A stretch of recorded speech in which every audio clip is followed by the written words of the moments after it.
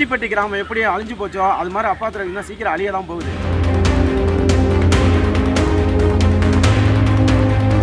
தண்ணியே வராத தண்ணிக்கு வரி மட்டும் கேட்குறாங்க. இந்த அப்பாத்துறை கிராமம் இன்னும் கொஞ்சம் கொஞ்சமாக இந்த கிராமத்தை விட்டு போக தான் போறாங்க. சவுந்தரம் பாண்டி அவ்வளவுதான். பண்டு போனதோட ஓட்டு கேட்க போனதோட சரி. திமுக லால்குடி கோட்டைங்கிறாங்க. அந்த கோட்டையில அப்பாத்துறை எங்க இருக்குன்னே இன்னும் தெரியல.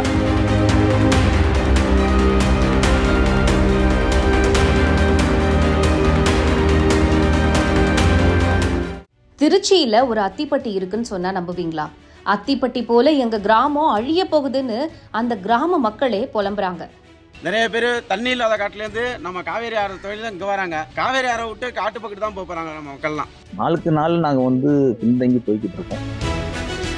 20 வருஷமா அதிகாரத்துல இருக்கிற திமுக எம்எல்ஏ எதையுமே கண்டுக்கிறது இல்லைன்னு சொல்லும் அந்த பகுதி மக்கள் அதிகாரிகள்கிட்ட மனு கொடுக்க போனாலும் உங்க ஊர் எங்க இருக்குன்னு அலட்சியமா கேள்வி கேட்கறதா வேதனையோட சொல்றாங்க. ஓட்டு கேட்கும் போது வந்தாங்க, ஓட்டு கேட்கும் போது அதுக்கப்புறம் வரவே இல்லை, எட்டியா பார்க்கல. கேட்டா திமுக லால்குடி கோட்டைங்கிறாங்க. அந்த கோட்டையில அப்பாத்துறை எங்க இருக்குன்னே இன்னும் தெரியல. திருச்சி மாவட்டம் லால்குடி சட்டமன்ற தொகுதியில கடந்த 2006ஆம் ஆண்டு முதல் தற்போது வரைக்கும் திமுகவை சேர்ந்த சவுந்தரபாண்டியன் எம்எல்ஏவா இருக்காரு. மேலும் நகர்ப்புற வளர்ச்சித்துறை அமைச்சர் நேருவும் இந்த தொகுதியிலிருந்து 2 முறை எம்எல்ஏவா தேர்ந்தெடுக்கப்பட்டிருக்காரு.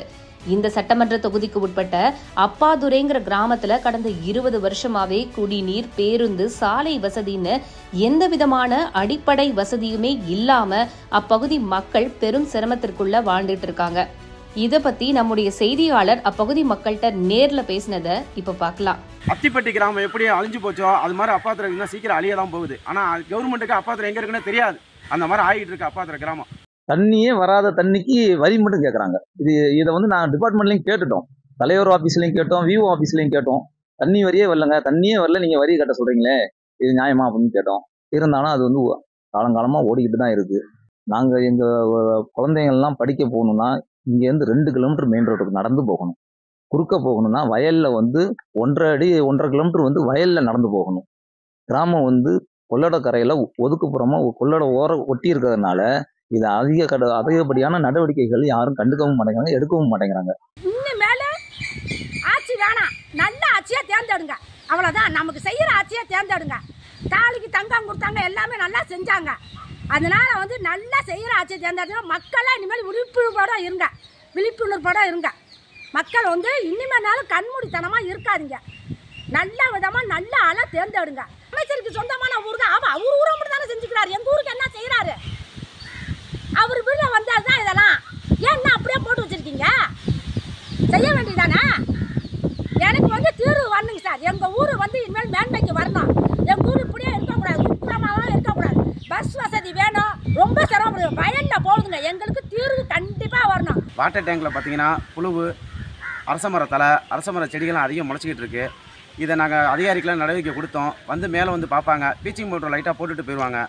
இதோட சரியாக போச்சு. மேலே டேங்கில் பார்த்தீங்கன்னா கிராக் விழுந்துருக்கு. அடிக்கடி உள்ள மேலே திருப்பிடிச்சி கிடக்குது. இந்த தண்ணியை தான் நாங்கள் குடிக்கிறோம். எங்கள் கிராமத்தில் நிறையா பேர்த்துக்கு மஞ்சள் காம்பலம் வந்திருக்கு. அப்பாத்துறை கிராமத்தில் அப்பாத்துறை பஞ்சாயத்து தான் சொல்லுவாங்க. ஆனால் போய் நாங்கள் கவர்மெண்ட் ஆஃபீஸர்கிட்ட போய் சொன்னோம்னா அப்பாத்துறை எங்கே இருக்குன்னு தான் கேட்குறாங்க.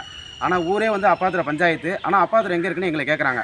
கேட்டால் திமுக லால்குடி கோட்டைங்கிறாங்க. அந்த கோட்டையில் அப்பாத்துறை எங்கே இருக்குன்னே இன்னும் தெரில. ஆனால் எலெக்ஷன் வந்தால் ஒரு நாள் மட்டும் அப்பாத்துறை கிராமத்துக்கு ஓட்டு போட்டுங்கம்மா, திமுக எப்படியா முன்னேற்றம் ஜெயிக்க வைங்கம்மான்னு சொல்கிறாங்க.